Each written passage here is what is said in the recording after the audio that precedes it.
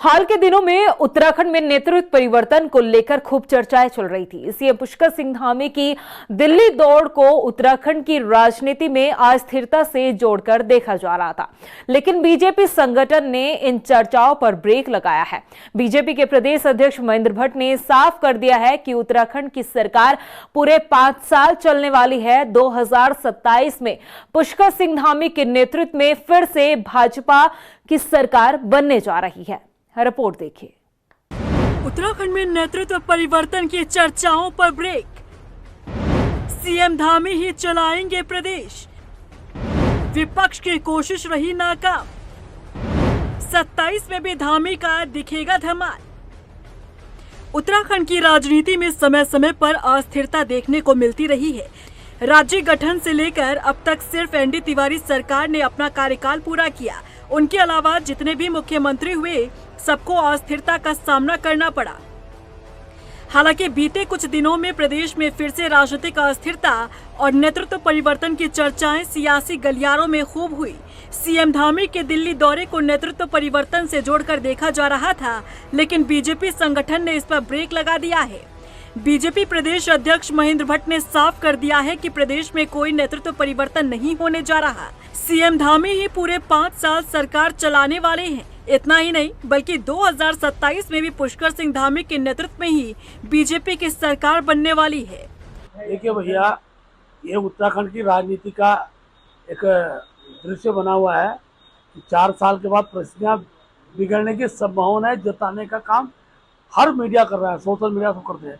लेकिन पहली बार कह रहा हूँ कि उत्तराखंड की सरकार स्थिरता के आधार पर 5 साल पूर्ण करेगी और पुष्कर सिंह धामी जी के नेतृत्व में भारतीय जनता पार्टी की उत्तराखंड में दोबारा सरकार बनेगी, तीसरी बार सरकार बनेगी। देखिए, उत्तराखंड की जनता का हमेशा रहा है कि भाई उन्हें 5 साल पूरा करने वाला मुख्यमंत्री मिले, और विगत हम देख रहे हैं 8 वर्षों से उत्तराखंड में भाजपा की सरकार है। चौथी विधानसभा में 3 मुख्यमंत्री भाजपा ने दिए। अभी पुष्कर सिंह धामी कंटिन्यू कर रहे हैं।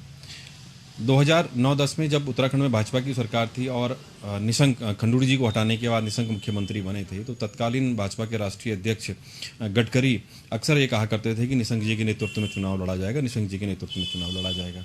लेकिन चुनाव लड़ा गया अंत में खंडूड़ी जी के नेतृत्व में।